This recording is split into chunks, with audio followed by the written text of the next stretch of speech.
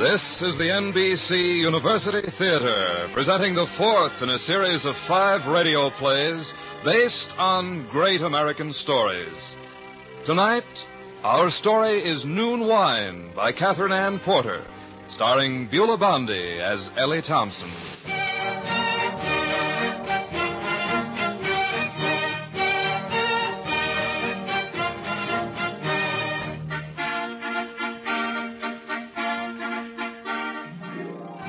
You hear that tune? You don't know what it is, do you? No way for you to know. I don't know either. Don't know when I first heard it, but now it runs in my head day after day. Seems like I can even hear it in my dreams. Seems like I can't remember a time when I hadn't heard it. There was a time, though, if I think back. We lived on a farm in Texas, Mr. Thompson and me. Little dairy farm down in the hottest part of the state. But it was a nice little place. Had a good cold spring on the property. Only farm in the neighborhood that had that. But somehow things just didn't ever seem to go too well for us. I don't want you to think Mr. Thompson was to blame. There never was a finer man for paying his taxes regular and giving toward the preacher's salary every year, even if he didn't always get to church. And doing his best about raising our boys. Maybe it's 'cause I never been strong. I don't know. Somehow nothing ever seemed to go. Hi there, Ellie. I'm back. I heard you drive in, Mr. Thompson. You're back early today. Oh, not any earlier than usual. Here, I'll get the rest of the water for you. I got about enough, I reckon. I declare that pup works harder than every day. Yeah, I've been meaning to get to that pump. Come on, let's go up to the kitchen. Too blame hot out here. Everything sell all right market today? Well, mostly everything. Milk I got this morning didn't seem to taste so good. Don't know why that keeps happening. We got the best stock. I don't know. Must be something about the feed. Folks said the butter wasn't too good last week. Didn't seem like they wanted to buy much today.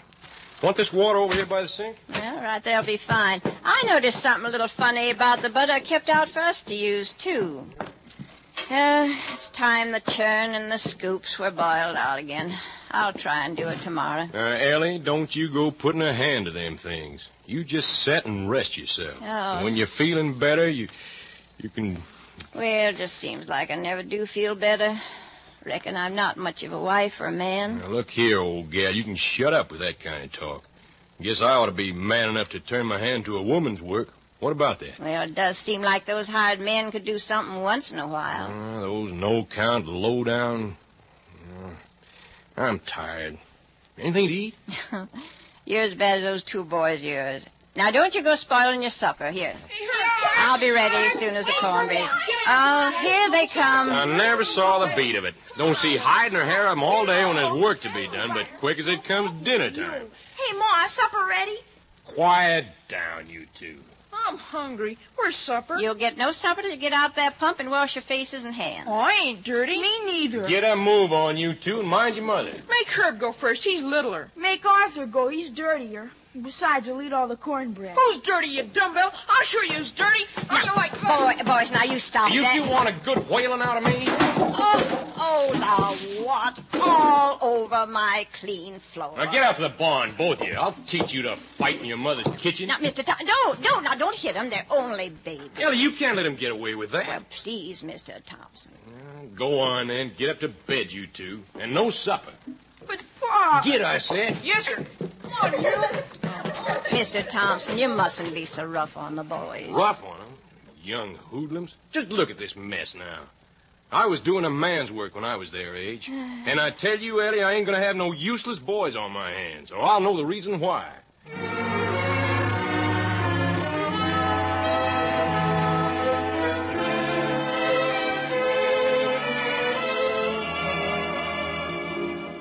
Well, that was the way things was.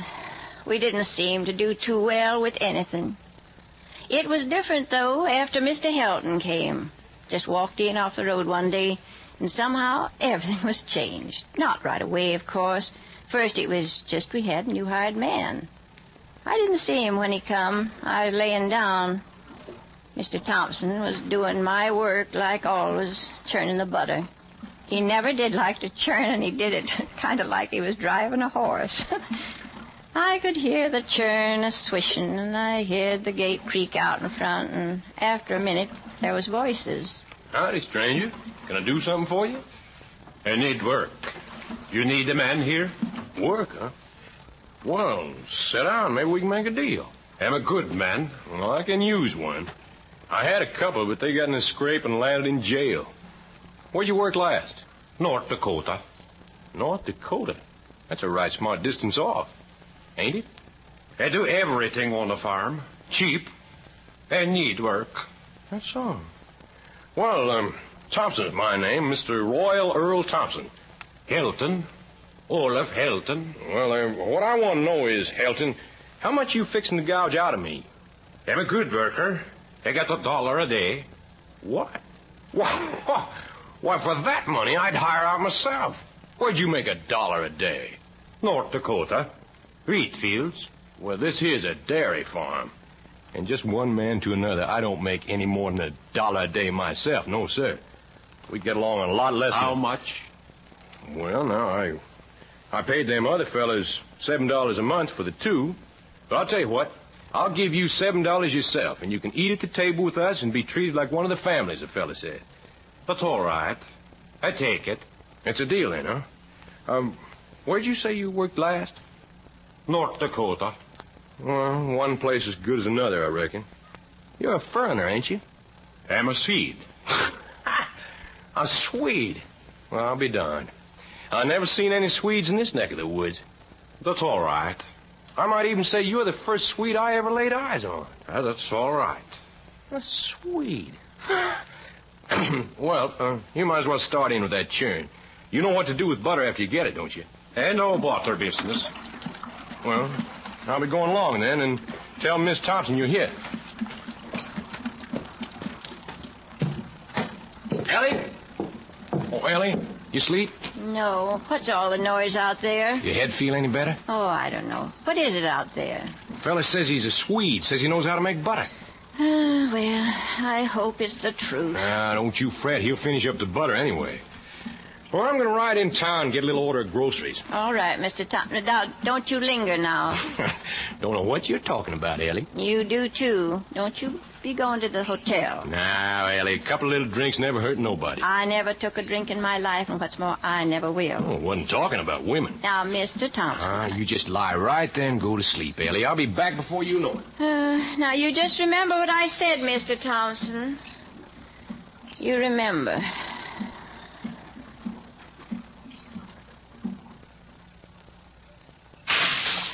What's that? Who's in the kitchen? Herbert? Arthur? Don't you try to run away. Oh. Gee, Ma, I didn't mean to wake you up. Wake me up. You know I don't want you eating between meals. And now you had to go and break the lid on my best cookie jar. Oh, Ma, I'm sorry. Well, I just ought to tell your father on you, that's what. I was hungry. Well, all right, here. Take your cookies, as long as you're at it. And Hey, Ma, listen. What's that? Sounds like somebody's playing a tune on a harmonica. Look, out there. I see him. Down by the shack there. Well, will you look at that, sitting there big as life in the middle of the afternoon. Must be that new hired man your father took on. He's funny looking. I think your father said he was a Swede. Now, if that ain't just like him, gets rid of a couple of no accounts and gets another one to take their place. He plays good. What's he playing? Plays well, Arthur. I'm sure I don't know what it is, but he's got no business playing at all with the work to be done. You coming along with me down to the spring house. I just want to see what he's done with that butter.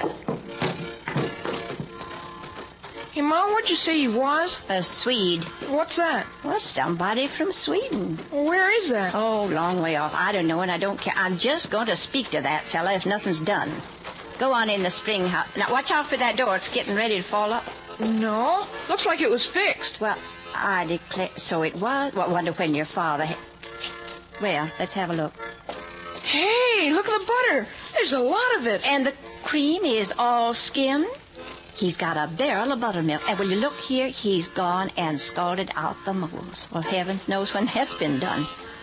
I do believe he's gone and swept the floor. Nothing wrong, Ma? Well, blessed if I can see a thing left to do.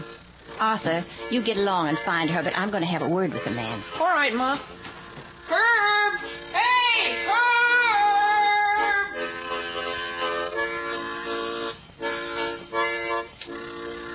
I'd been all ready to scold him, poor man, and all that good, clean work done in no time at all. I went over to the shack, kind of looking at him. Tall fella, bony kind of face and hair like straw. Skinny, too. Didn't look very strong. He never looked at me. How'd do, sir? I'm Miss Thompson. M. Helton. I want to tell you done real well in the milk house. That's all right. It's always been a hard place to keep, and I don't know when anybody's had it so clean. Not hard. Well, you must have worked on a dairy farm before. I hope you'll stay with us, Mr. Helton. That's a real pretty tune. Most folks don't seem to get much music out of a harmonica. I see you got 5 of them in there on the shelf. You must be mighty fond of music. Mr. Thompson used to play an old accordion we had, but the boys broke it up.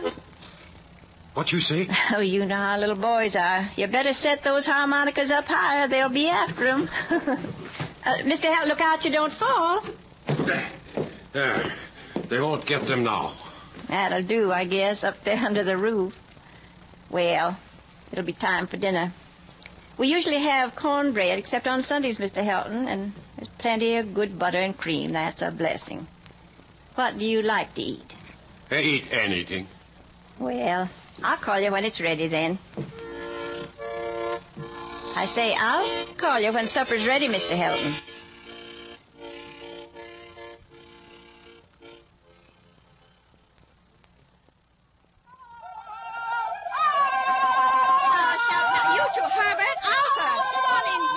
Supper's nearly ready. We was playing Indian, Ma. Well, you play later. Your pa'll be right in. Y'all washed. You know what'll happen if you ain't. Yes, we're washed. Hey, Ma, when can I see the big Swede? Arthur says there's a big Swede. Now, you stop talking like that about Mr. Helton. Hey, Ellie, I took a look around. That Swede sure is grinding out the labor.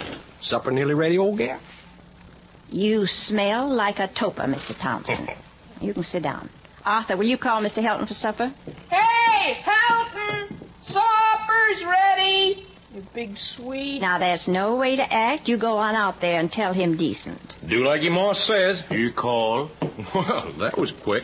Sit right there, Mr. Helton. Come on, you two hoodlums. Yes, sir. Lord, for all these and thy other blessings, we thank thee in Jesus' name, amen. Herbert, I didn't touch it. you did so? Now, Mr. Helton, take some beans, and there's plenty of ham and cornbread. Corn's coming up pretty good, Helton. Did you notice? Weather's getting mighty hot hereabouts, Mr. Helton. Hope it won't be too much for you. Well, you didn't take much bread, Mr. Helton. There's plenty. I got enough. I got enough. Arthur, you shut up. Say, Helton, funny thing happened at the hotel today. There's an old goat hangs around there, and a couple of boys fed him a bucket of beer. Well, it hit him just like he was a man. He run around to you to swore he was going to kick the bucket. That was pretty funny, huh, Ellie? Now, Mr. Thompson, you know what I think of that story. You see, Helton, that's the way women are, like the feller said. Mr. Helton, you're not finished already. Well, won't you have more? Good night, Mr. Helton.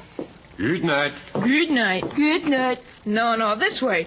Good night. Now, you stop that making fun of a poor man. I tell you, Ellie, they're nothing but heathens. Now, get to bed, you two. Go on, before I take the hide off you. All right, we're going. Come on, Herbie, I'll race you. Come on. Oh, you shouldn't pick on him, Mr. Thompson. Who's picking? We got to raise them. Say, Ellie, you know that Swede's about the closest mouthed feller I ever seen. Must be afraid he'll crack his jaw. Well, maybe it's good to have a man keep his mouth shut. Let you do the talking, huh, old gal? Only thing is, he don't eat enough. I like to see a man relish a good meal. My grandma used to say... And tell you the truth about your grandma. She just said the first thing come into her head and called it God's wisdom. Well, she wasn't anybody's fool, Mr. Thompson.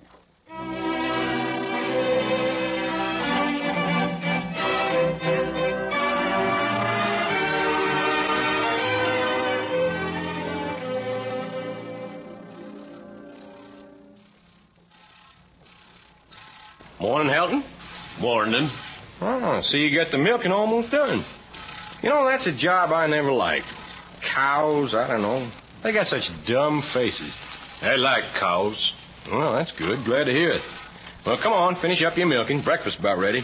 I already had breakfast. When? What'd you eat? 5 o'clock. Bacon, coffee. Well, that ain't enough for a man. You mean to say you made your own breakfast? That's woman's work. Work won't wait on woman. Work is work. You know, Helton, maybe you got an idea. Yes, sir, Helton, like the fella said, maybe you got something there.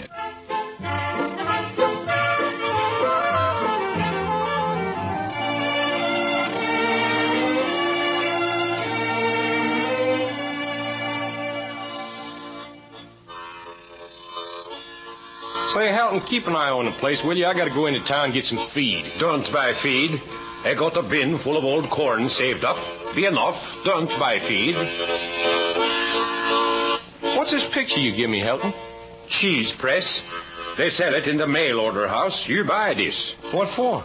It's a good thing. You buy this, I make cheese. Cheese is good to sell. Say, Helton, what's become of that old rake I had laying around? In my shack. No go this way. I fix it. Well, Ellie, I went and asked Mr. Helton if he wanted to go to church with you on Sunday, like you said. What did he say, Mr. Thompson? What do you think? Says Sunday's like any other day. He's got work. I tell you, Ellie, that fella's a working fool.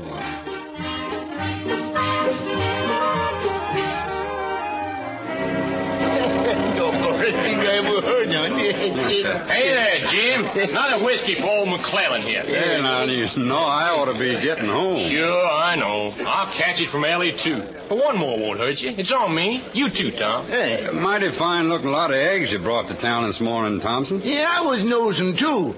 You got no more hens than we have. What's the trick? Well, you know, boys, man takes good care of his stock and his poultry.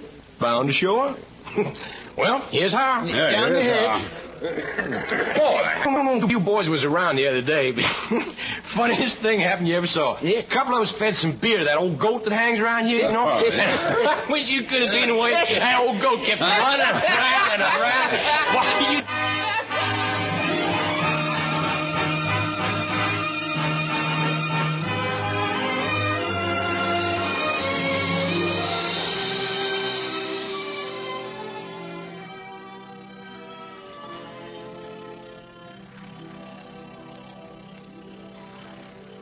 Nice out here this evening, ain't it, Mr. Thompson? Sure is, Ellie.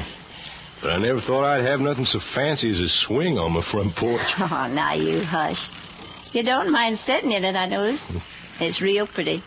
Well, you look real pretty yourself, old gal. Oh, Mr. Thompson, I do not. Well, I say you do. Say, Ellie, you know, I've been thinking, we got a little extra in the bank now. Ain't it about time you was buying yourself a fancy new dress?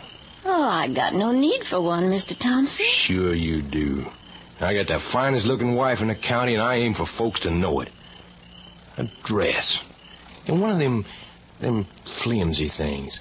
You remember that blue thing you had when you was teaching Sunday school before we was married? Oh, I declare, you always liked that dress. But I never thought you remembered it. Why, that was a long time ago. Not so long as all that.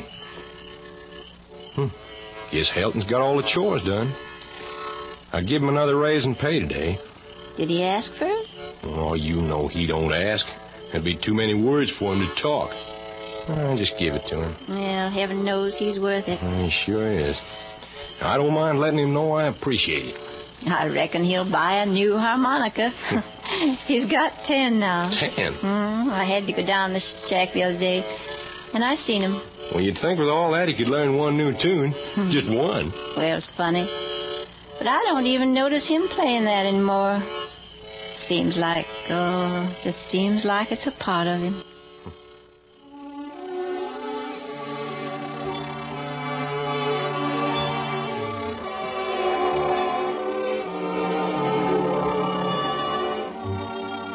It was in the 3rd year Mr. Helton was with us that something happened. Kind of worried me for a while, and then I forgot about it. I'd been down in the garden patch pulling up some carrots and beans for dinner. The vegetables grew wonderful, the way Mr. Helton kept the patch weeded and manured the soil every fall. But it was when I was walking back up the house, I saw what frightened me. I didn't know what to do, so I just went on, slow-like, up to the house. Time I got there, the 2 boys were sitting close together up against the wall. I shooed 'em into the kitchen. Mr. Thompson was there. Come on now, you 2. Get right in there and give me a hand with dinner. All right, Ma. I'm coming, Ma. Arthur, you take these carrots and scrape 'em, and mind you get 'em clean. All right, Ma. Where's the knife? Well, right where it always is. Of course, Herbert, you take these beans and break 'em up. And now don't make 'em so small this time. Do it right. I'll try, Ma. Well, never heard you 2 jump to mine like that. What you been up to? Nothing, Pa. You sure about that? Honest, Pa, nothing. Arthur, you still fussing with those carrots? Go on out and wash 'em under the pump. Herbert, you go get an armload of wood. I'm going, right Ma. away, Ma. Well, what's the matter with them? They got awful polite all of a sudden. Well, I got something to tell you, Mr. Thompson. The boys... Those young hoodlums, what'd they do this time? Well, I don't know. But I was coming up from the garden just now, and I seen Mr. Helton with the boys. And what about him? Well, he took the 2 of 'em, one at a time, and he gave 'em each a shaking like I never saw. Do him good. Probably bothered him while he was working. Well, I don't know, Mr. Thompson. It was his face that frightened me. He just looked like he was going to kill 'em both. Oh, now, Ellie, you're making that part up. Why didn't you ask them what they'd done? Well, I don't like to do that. They might lie to me, and then I'd have to punish 'em. Oh, Beef, that ain't just like a woman. Well, I'll find out what they'd done fast enough. Where you going? Down to Helton's shack. Hey, you, Arthur. Herbert, you get in that kitchen. Don't you move till I get back. You get? Yes, Ma. Oh, dear. Here's the wood, Ma. Well, don't stand there with it. Put it over in the wood box. I declare, I don't know what's the matter with you boys. I do my level best with you. But it just does seem like you get sillier all the time. Now, can you get it over to the wood box? Oh, Arthur, while Herbert's sweeping the floor, you peel me some onions. About, 5 or 6 big ones. Now, get busy. Yes, Where's those kids? Oh, you wait till I finish with you, you little brat. Mr. Thompson, what is it? Helton says they've been fooling with his harmonicas, Ellie. Blew in them and got them all dirty and full of spit, and they don't play good. Did he say all that? Doesn't seem possible. Well, that's what he meant anyway. And I'm going to tan their hides for them. Now, you better let me do it, Mr. Thompson. You haven't got a light enough hand for the children. Well, you don't half whip them, Ellie. That's what's wrong with them. Now, what do you got to say for yourself, you 2? You ought to get a good thrashing. You know that, don't you? Yes, sir. Yes, sir. And the next time I catch you hanging around Helton's shack, I'll take a strap to both of you. You hear me? Yes, sir. Yes, sir. Now, here comes Mr. Helton in for supper, and I want you both to apologize the nicest you know how. No nonsense now. Come on in, Helton. These young tadpoles got something to say to you. Go on, Arthur. Herbert. Well, they want to say, Mr. Helton, that they didn't mean to spoil your harmonicas. They're sorry they went into your shack, and they'll never do it again. They know they've been bad, and they want to apologize. Now, go on, you 2, say it. I'm sorry, Mr. Helton. Me too, Mr. Helton. That's all right.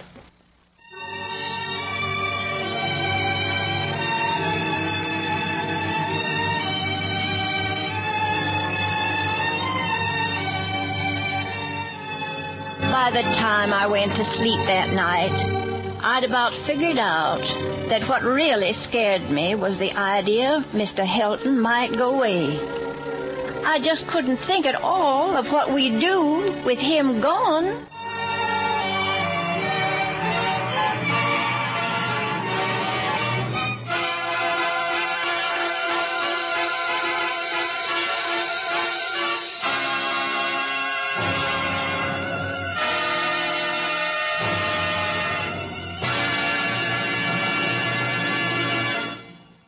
You are listening to the NBC University Theater, starring Beulah Bondi in a 1-hour dramatization of the Catherine Ann Porter story, Noon Wine.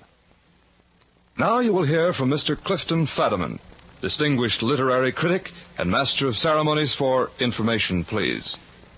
Speaking from New York, Mr. Fadiman. Whom do writers write for? Do you think Will Shakespeare wrote to please Will Shakespeare?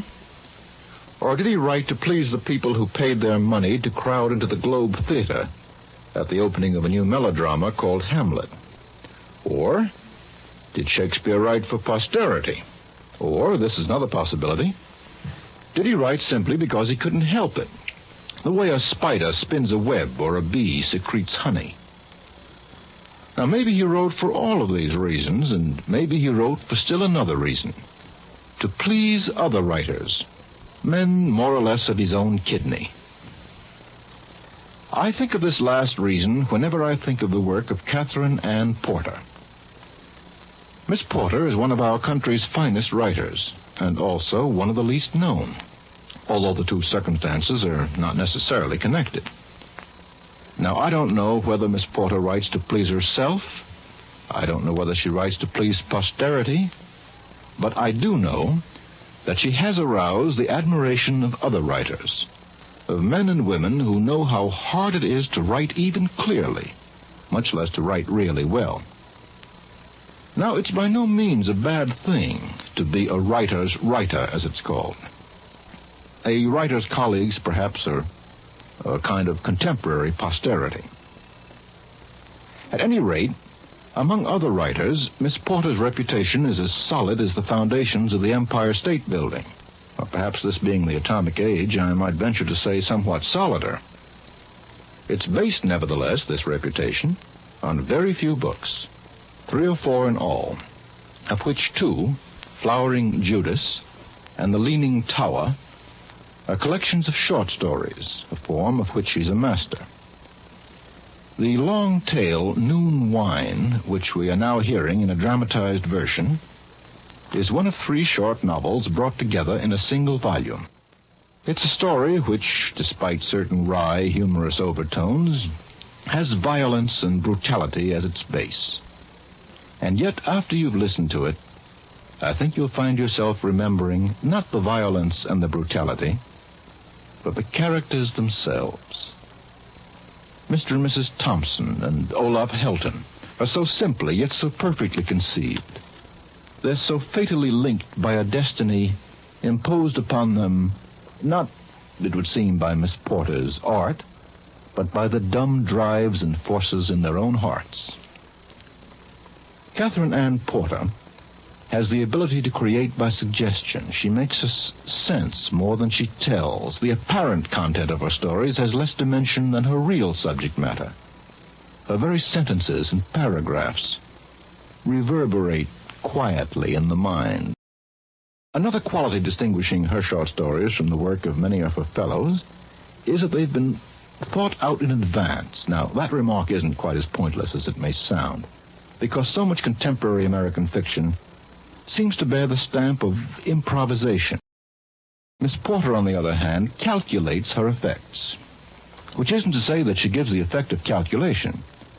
I mean merely that she doesn't waste a word, and each word has a purpose. And I suppose that's simply saying that her stories stand up as small works of art. James Joyce, the author of Ulysses, had a simple but, to my mind, quite profound way of saying of an author whose work he was unable to admire, but it's not really written. Now, in this sense, Miss Porter's stories seem to me written. You may not care for them, but you'd be hard put to it to think of any other way in which they could be composed. They're final. I hope Catherine Ann Porter will become better known to more Americans, for she's an American product of which we can be truly proud. In a moment, our story continues from Hollywood. Meanwhile, we pause briefly for station identification. And then, well, I can't rightly say just how it happened. It started on a hot day in August. The dust was everywhere. even though Mr. Helton sprayed down the front yard with a hose every evening. Mr. Thompson was dozing on the front porch when the man drove up. I seen him out the window, sort of a fat man with a mean kind of a face, not the kind you'd take to at all. I just wondered what anybody'd be hiring a rig and driving out for a day like that. But then I didn't pay no attention. It was just too hot. Hey there. Oh, how do, sir? I must have dozed off. Well, a man's got a right to do that day like this. You Mr. Thompson, Mr. Royal Earl Thompson? That's my name. Well, Hatch is my name, Mr. Homer T. Hatch, and I'd just like to have a little talk with you. It won't cost you a cent. Guess that's fair enough. Why don't you sit down right here and tell me your business? Don't want to hurry you, but we got our chores to do. Well, now, Mr. Thompson, fact is I'm looking for a man named Helton, Olaf Eric Helton from North Dakota. If you got him here, I wouldn't mind having a little talk with him if it's all the same to you. I don't know his middle name, but he's right here. 9 years now. Mighty steady man. You can tell anybody I said so. Well, I'm glad to hear it. Glad to hear he settled down and mended his ways. If you want to speak to him, I'll go round him up. Oh, no hurry. A few minutes don't make no difference. Well, you got any business with him, he'd like to get it over with. He don't dawdle any. That's him playing that tune now. Now's your time. Still playing that, is he? Know it like the palm of my own hand. Never heard him say what it was, though. Yeah, that's a kind of Scandinavian song. Sing it a lot up in North Dakota. Says something about feeling so good in the morning you drink up all your liquor before noon. All the liquor you was saving for lunch. It's a kind of a drinking song. Well, Mr. Helton don't drink. Plays that tune, though, eh? Yes, sir. Played it 15 years ago in North Dakota. Used to play it in the asylum when he wasn't in the straitjacket. What's that you say? Shucks, now I didn't mean to tell you. What I say is, if a man's lived harmless for 9 years, it don't matter if he is loony. You mean that they had him in an asylum? That's where they had him. That is till he busted out and disappeared, and now I come along and find him here. Well, he don't act crazy to me. Acts like a sensible man, saves his money. Well, if he's crazy, I think I'll go crazy for a change. That's a good one, that is, yes, sir. Let's all go crazy and save our money, eh? That ain't what I said. And about this Mr. Helton, I got nothing against him because he went loony once or twice, and I don't aim to take no steps about it, neither. Well, if a man don't care who he associates with, I'd like to see anybody hiring a lunatic around North Dakota after what he done. What'd he do? Oh, nothing to speak of. Had a brother who was courting a girl. Brother borrowed Helton's harmonica one night to give her a serenade and lost it. Helton run him through with a pitchfork and killed him, just like that. They was going to give him the works, but they found out he was crazy, so they put him in the asylum. Now, you don't want to see lunatics at large, do you? Well, as the fella says, circumstances alter cases. Now, this Helton, he's kept my record from being 100%. Fact is, I must have rounded up 20-odd escaped lunatics past 12 years. Of course, I don't do it for the reward, but it does get to be quite a tidy sum, all told. Ain't you got none of your business anywhere else but here? Well, I just undertook to help out, like you might say. Might never have caught up with him, but you know what he did? What? Well, sir, about 2 weeks ago, his old mother gets a letter from him, and what's in it but a check for $850 just like that? Well, the old lady's getting kind of childish. I tell you, that letter made her so happy it looked like she clean forgot her son had killed his brother and went loony. Letter said he was getting on all right and for her not to tell nobody, but naturally she couldn't keep it to herself. That's how I come to know. You could have knocked me down with a feather. Yeah, that must have been quite a nice surprise for you, Mr. Hatch. Well, knowing the family and all, the old lady was for coming right out here and see her son, but I told her I'd make the trip just for my expenses and tell her all about him. Ain't that a hot one? Yeah, that's hot, all right. And now, just what you aiming to do? Well, I don't want any violence. I got the handcuffs, and I figure the two of us can overpower him easy enough. Well, I tell you what I figure, mister. I figure that's a pretty dirty job you got, and this here my property, and you can just get yourself off it quick, you understand? No, look here, Thompson. Get moving. All right, I'll get moving, but I'll be right back here tomorrow. And my advice is you better give this a little thought. Yes, sir, a little thought. Oh, that dirty, rotten... I heard you talking to someone out here, Mr. Thompson. Who was it? It wasn't nobody, Ellie. Just a fella stopped in off the road. But it sounded like you was arguing. What did he... I told you, Ellie, it wasn't nobody. You won't see him around no more. I don't want to hear no more about it.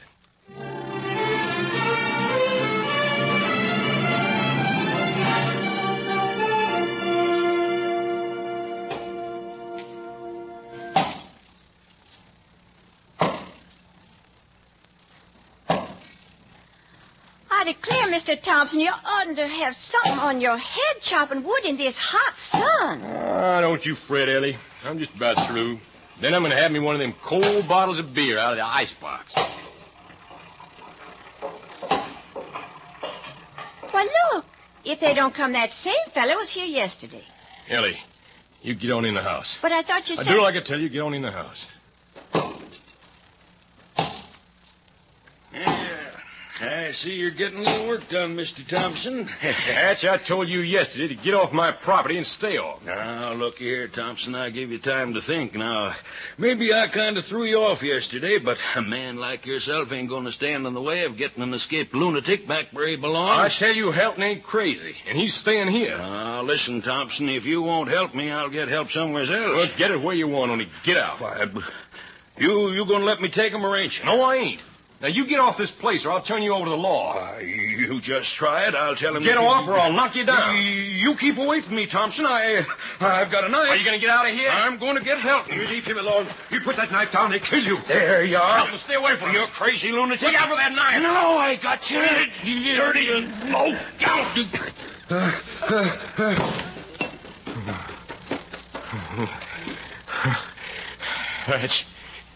Hatch. Get up. Get up. Get out of here. Mr. Thompson! Mr. Thompson! Ellie. He killed Helton. Mr. Thompson, what is it? What's happened? Who is this man? He killed Helton, Ellie. I had to knock him out with the axe. But there goes Mr. Helton. I see him. He's clear off there. He's running away. He killed Helton. I saw it. He killed him with a knife. I had to knock him out. But now he won't come to. Ellie, he won't come to. Mr. Thompson covered up the man with a piece of wagon canvas and rode into town for the sheriff. When he got back, he came to our room and he told me what I was to say. Never been a time before when I couldn't tell the truth to anybody. But Mr. Thompson told me what I was to say. And I said it. Ain't that right, Ellie? You seen the whole thing, didn't you? What? Come on, Ellie. Tell Mr. Burley. He's my lawyer. He's got to know everything. Now, you came out of the house, Mrs. Thompson, and you saw Mr. Hatch go after Mr. Helton with a knife? Yes, that's right. Mr. Thompson was just trying to save Mr. Helton's life. I saw it all. But I tell you, Mr. Burley, I wasn't going to kill him. I only wanted to keep him off Helton. I only meant to knock him down. And that'll be pretty hard for the jury to swallow, Thompson. You hit him with the axe, didn't you? Well, I guess I did, but I tell you, I can't remember. All I know is... Well, never mind that. Hatch didn't have any right on your property.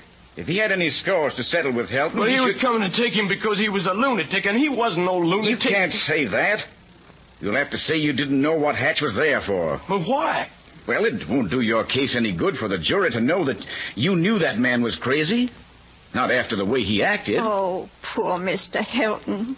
He was so good, so quiet. Well, from the way the sheriff told me, there wasn't anything quiet about him, Mrs. Thompson. Ran through those woods like a maniac, picked up rocks, and tried to brain every man that came near him. But did they have to? They didn't mean to hurt him, but they had to catch him. Maybe never would have got him, but he stopped to pick up a couple of harmonicas that fell out of his pocket. Can you imagine a man thinking about harmonicas at a time like that? Him, I can't. They tried to go easy on him, but, well, he was hurt too bad already. He couldn't live. Now, nobody's going to believe he was as quiet as you say for 9 years. So you just don't say one word in that trial without I tell you. But I gotta tell him. You don't gotta tell him anything. You plead not guilty and I'll do the rest. I promise you, Thompson, in a couple of weeks, you'll have forgotten all about it.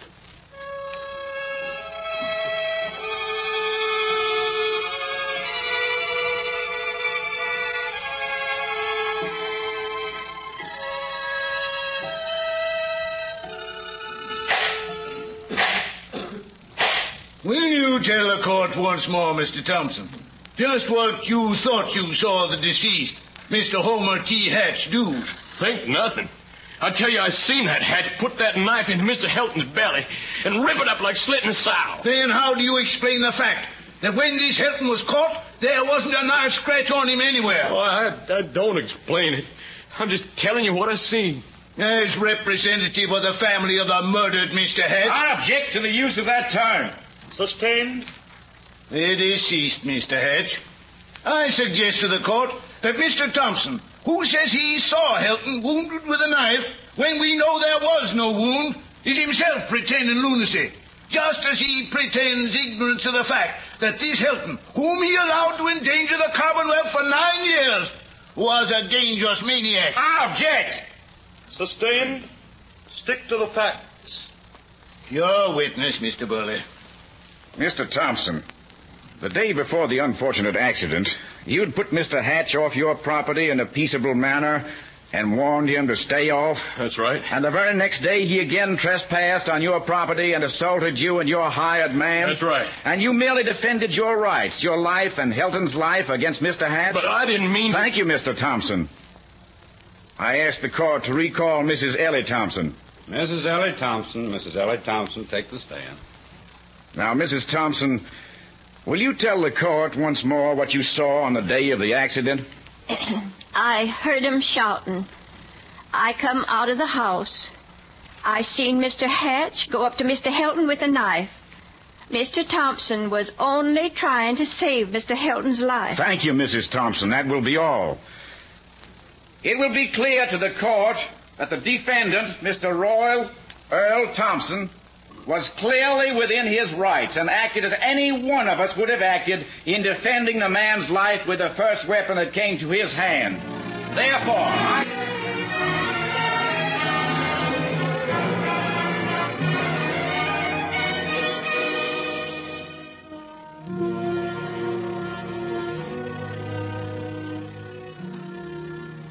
I kept saying what I was supposed to say. That I'd seen the whole thing and that everything Mr. Thompson said was true. But I keep seeing the faces of my boys sitting there in the front row. And then, after it was all over, Mr. Thompson couldn't leave it alone. If only he'd left it alone, we might have made out some way.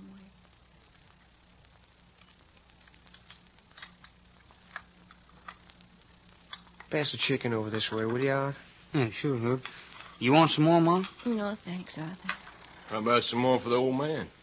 Oh, excuse me, Paul. Here you are.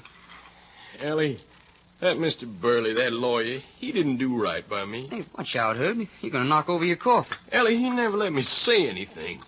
He made it sound like I killed that fellow on purpose. Oh, stop talking about it now, Mr. Thompson. But what are folks going to think? Well, we'll just have to hope folks forget about it. They ain't going to forget nothing.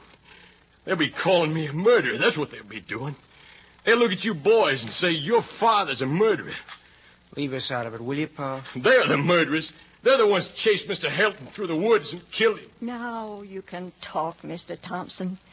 If only you'd talked when that man was here. Just talked instead of killing.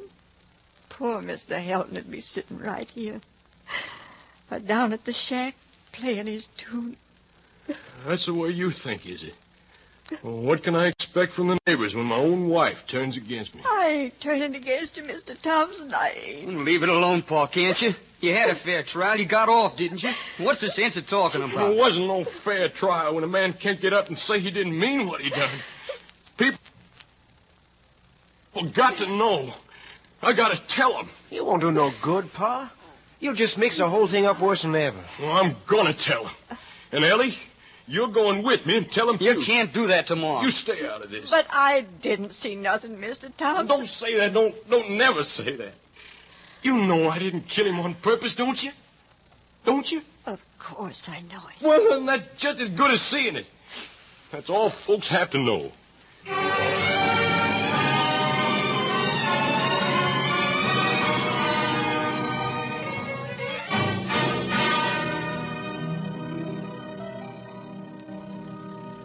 Like I say, McClellan, me and Ellie were just driving along this way. We thought we'd stop in like. Well, mighty thoughtful of you, Thompson.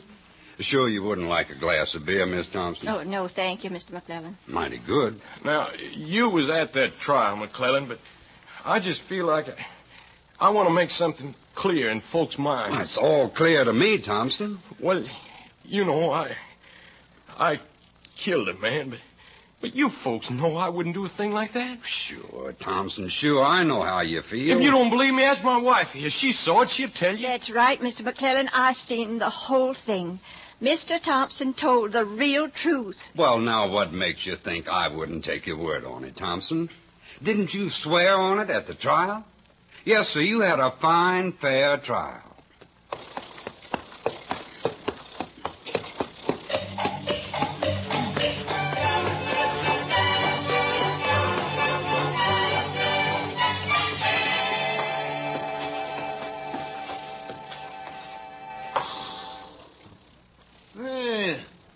Named Thompson. And how are you, Miss Thompson? Well, thanks. Howdy, Tom. Hey, Sally, come on out.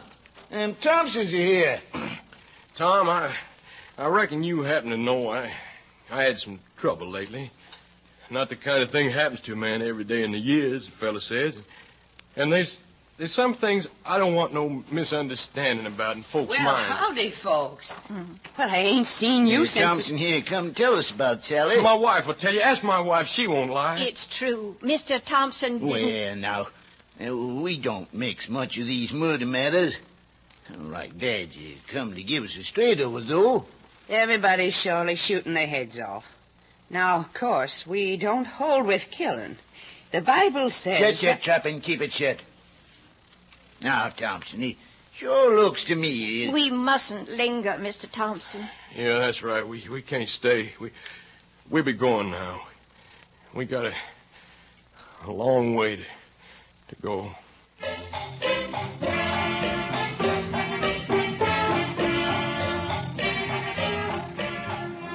You was there, Ellie. You saw it, didn't you? Yes, that's the truth. Mr. Thompson was trying to save Mr. Hilton's life. Just ask my wife. She won't lie.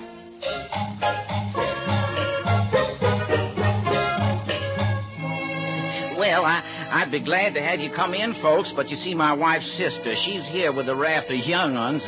House is pretty full, that's a fact. I've been meaning to get up to your place one of these days. Sure glad you dropped around.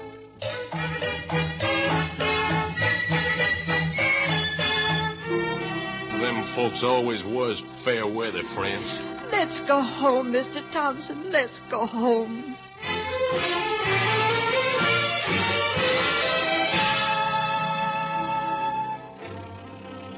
We seen 'em all, and it wasn't no good. There was a time when I thought I had neighbors and friends. There was a time when we could hold our heads up. There was a time when my husband hadn't killed a man, and I could tell the truth to anybody about anything.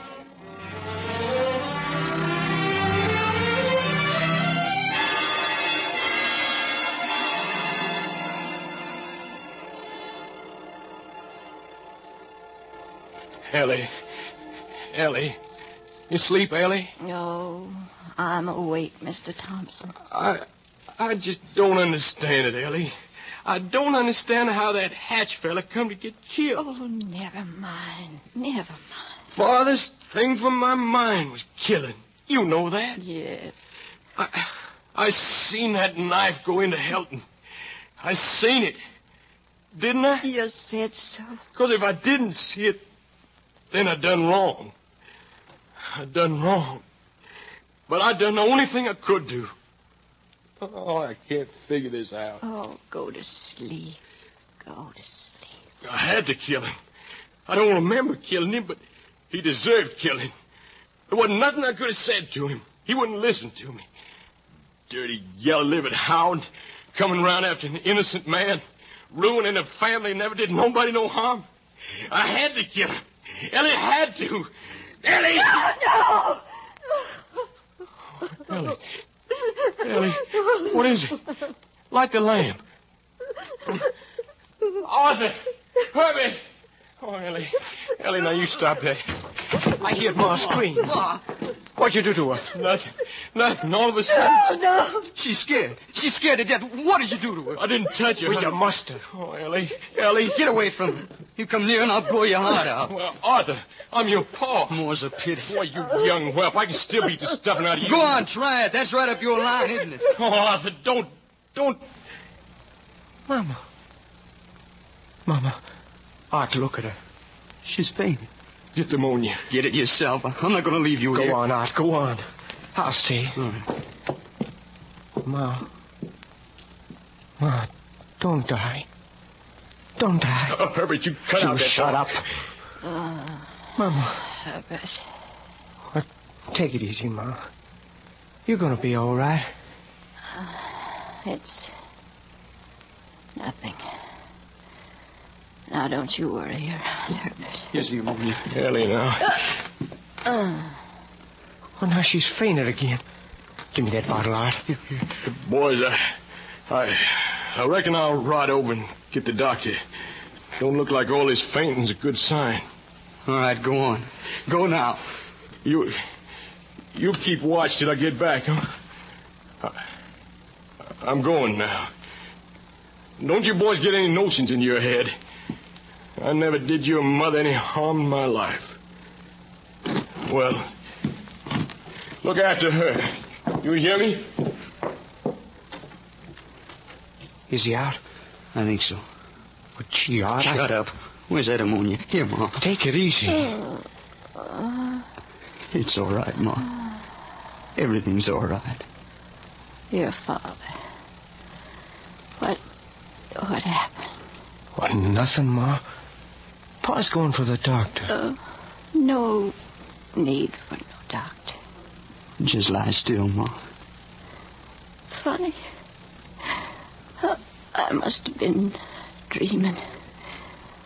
I thought I heard Mr. Helton out there playing on his harmonica like he used to. He ain't there, Ma. Nobody's there. Mr. Helton was a good man. Your father, he's a good man, too. Don't want you boys thinking any different. Oh, sure, Ma. The doctor will be here pretty soon. He told the truth. He must have told the truth. He wouldn't lie. I'll go. What is it? Herbert, what was it? Just take it easy, Ma. Everything's going to be all right.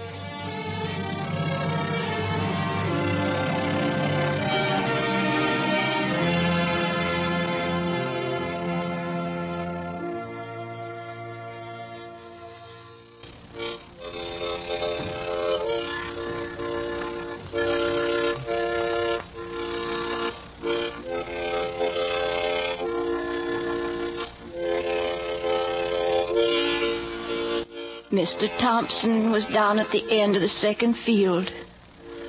The shotgun was laying alongside him, and there was a note he'd written. Before Almighty God, I do hereby solemnly swear that I did not take the life of Mr. Homer T. Patch on purpose. It was done in defense of Mr. Hilton. I did not aim to hit him with the axe, but only to keep him off Mr. Hilton. It was my belief at the time that Mr. Hatch would have taken the life of Mr. Hilton if I did not interfere. I have told all this to the judge and the jury, and they let me off, but nobody believes it. This is the only way I can prove I'm not a cold-blooded murderer, like everybody seems to think. I'd done the only thing there was to do. The next line he'd written, my wife, and then he'd scratched it out. It was Mr. Homer T. Patch who came to do wrong to a harmless man. He caused all this trouble, and he deserved to die.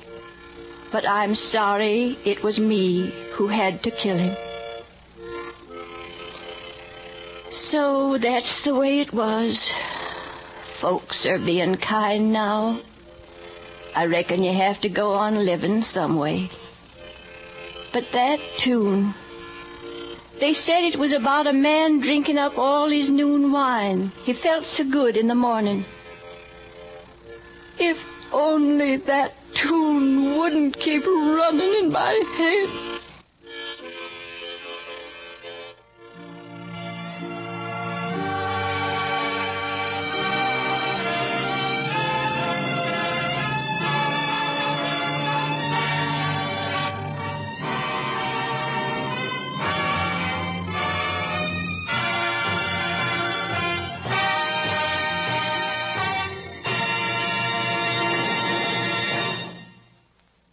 The curtain falls on the fourth of 5 programs in which the NBC University Theater is bringing you radio plays based on great American stories.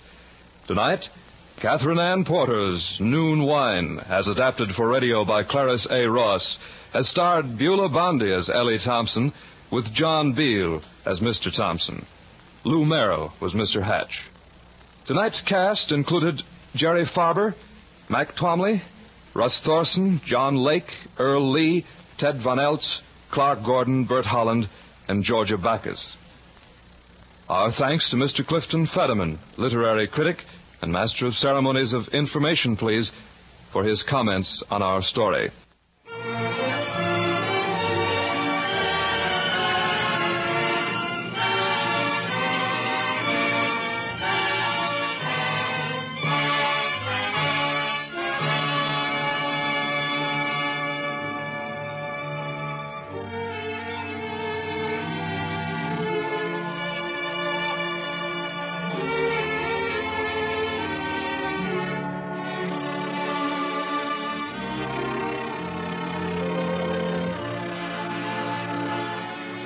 The orchestra was conducted by Henry Russell, who composed original music based on the Swedish folk song Hail and Gore for our play.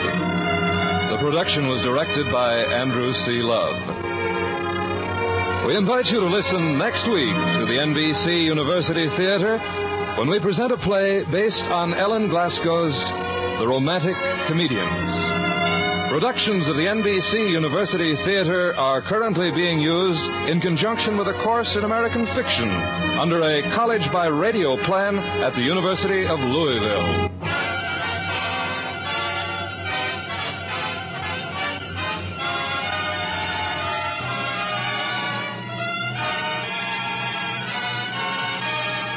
This is NBC, the national broadcasting company.